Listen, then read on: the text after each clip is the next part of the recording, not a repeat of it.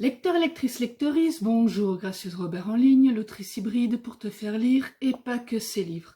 Autrice slasheuse qui écrit des livres, en chronique d'autres, et te propose aussi des animations comme les ateliers d'écriture. Alors aujourd'hui, nous allons parler du Bois du renard, écrit par Françoise Colland. Françoise Colland est une professeure de religion protestante, voilà, je vais retrouver le truc. C'est un cours de religion en Belgique qui est donné aux élèves. Donc soit ils ont un cours de religion catholique, protestante ou d'islam, ou ils peuvent aussi choisir les cours de morale. Voilà. Et donc Françoise a écrit ce livre dans le thème du devoir de mémoire. Donc c'est de l'auto-édition. Et elle l'a écrit dans le but de raconter un Noël à Bastogne. Bastogne, une ville où il y a eu des batailles très violentes en Belgique durant la guerre 40-45, parce que donc en Belgique, la guerre c'est 40-45, la Deuxième Guerre mondiale. Alors au niveau du résumé, un grand-père raconte à ses petits-enfants ce qu'il a vécu durant la bataille des Ardennes à Bastogne en Belgique, durant l'hiver 1944. Il était alors âgé de 12 ans. Un concours de circonstances fera que la nuit de Noël se retrouveront dans la ferme des Belges, des Américains, des Allemands et des Juifs. Il se passe bien des choses en cet hiver 1944 dans le bois du renard, pas bien loin de Bastogne où le ciel joue une drôle de musique. Maximilien, 12 ans, en compagnie de ses nouveaux amis, Esther et Simon, vont vivre une nuit de Noël très particulière. Je n'en croyais pas mes yeux. Feu Follet était là, il grattait la neige. J'en oubliais les soldats, et sans geste inutile, je m'assis en tailleur au pied d'un sapin sans bouger d'un cil. Il s'approcha, me renifla, et peut-être, attiré par ma chaleur, il vint se lever entre mes genoux. Dans le bois de renard, là, au milieu des sapins, allait débuter un événement qui changerait ma vie. Alors voilà, ce livre, c'est aussi une pièce de théâtre qui a été écrite et jouée par les élèves de son école. Et donc, du coup, elle a mis un guide de lecture avec les personnages et les références historiques.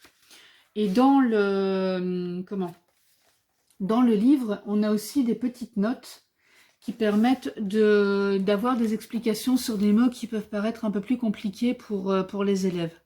Alors ça a été écrit clairement à destination des élèves pour être lu en classe ou même à la maison, mais je trouve que c'est un beau livre et que ce devoir de mémoire est important. Alors si je respecte le format de la chronique habituelle, donc nous avons parlé du résumé. Le genre, donc, c'est un genre historique, bien sûr, parce qu'on mélange les deux genres, avec les grands-parents qui vont raconter leurs aventures à leurs petits-enfants, et en même temps, la scène qui se déroule en 1944. On a vraiment les deux, donc c'est la situation actuelle et le moment où ça s'est vraiment passé. Et que dire d'autre par rapport à cette histoire? Eh bien, elle aborde aussi les thématiques des soldats qui sont à la guerre mais qui ne veulent pas forcément y aller. Parce que à ce moment-là, on leur demandait pas leur avis. Ils avaient un certain âge, ils étaient en bonne santé, paf, ils étaient enrôlés pour partir directement à la guerre. Une guerre dont ils ne se sentaient pas forcément concernés. Qui leur est arrivé dessus comme ça et où ils ont dû aller intervenir malgré eux parfois. C'est un sujet important, je trouve, à aborder.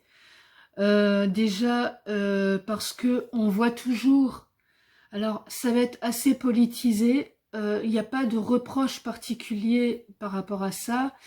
Mais force est de constater que quand on parle de la guerre 1939-1945 ou 1940-1945, selon les pays dans lesquels elle s'est déroulée, on parle toujours des 6 millions de juifs exterminés, mais il n'y a pas eu que ça, malheureusement.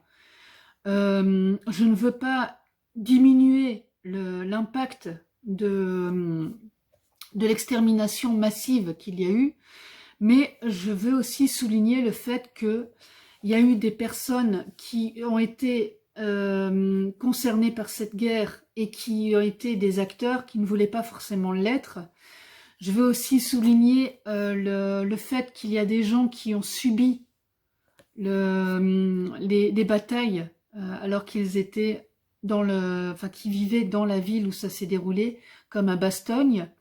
Souligner le fait que les soldats, on leur donnait une arme et on leur disait maintenant tu vas aller tuer l'autre en face, alors qu'ils n'avaient pas forcément demandé d'aller faire ce genre de choses.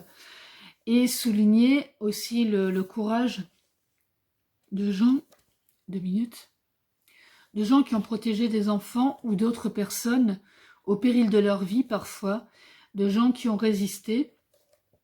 Et je trouve que... 2 secondes, hein.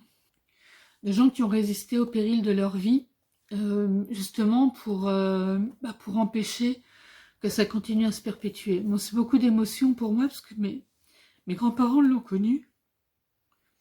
Mes grands-parents ont connu la guerre à Lille, dans le nord de la France. Je connais aussi un monsieur qui a été dans un camp de concentration, qui en est revenu, il pesait 20 kilos. Donc, ce genre de livre est important. Comme elle le dit pour le devoir de mémoire, parce que on espère que ça ne se reproduira plus. On espère qu'il y aura plus ce genre d'atrocités.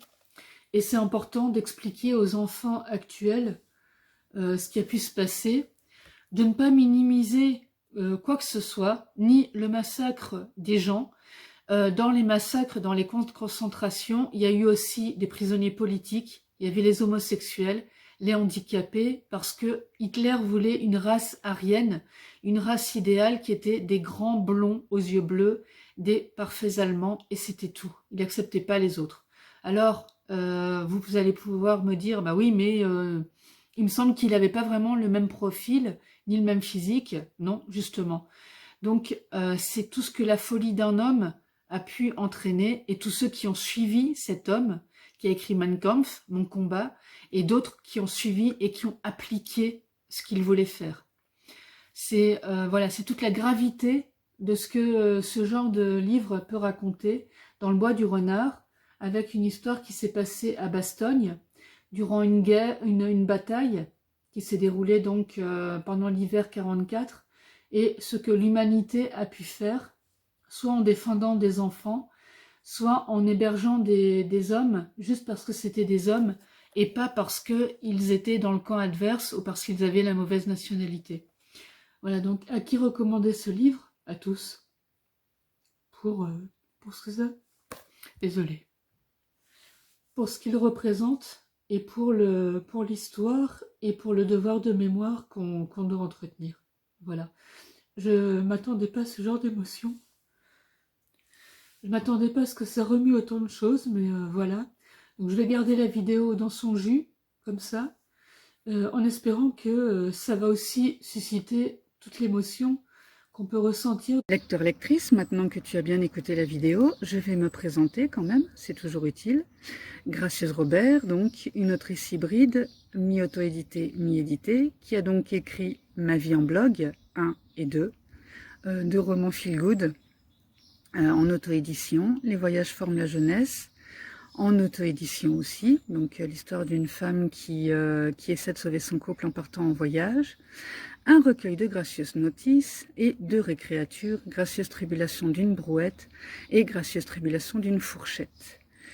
Je réalise aussi des interviews d'auteurs pour vous permettre de les découvrir sous un autre angle, des horoscopes, comme tu vois, des retours de lecture.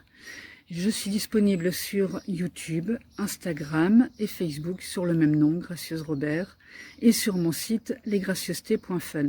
Et aussi, de toute manière, il est accessible par le lien gracieusrobert.com. Donc, si tu as aimé la vidéo, tu peux activer, tu peux mettre un petit pouce bleu, la partager. Elle est aussi accessible aux personnes non-voyantes parce que de toute manière, on peut tout écouter. Activer la cloche pour suivre mes activités. en mettant avec la petite fonction Instagram, avec la petite fonction pour les suivre en priorité, et me soutenir sur Tipeee ou Utip, les liens étant en description, parce que le reste de tout ça ne nourrit pas son autrice ni son assistant. Merci de ton écoute et je te dis à très vite sur un des réseaux sociaux.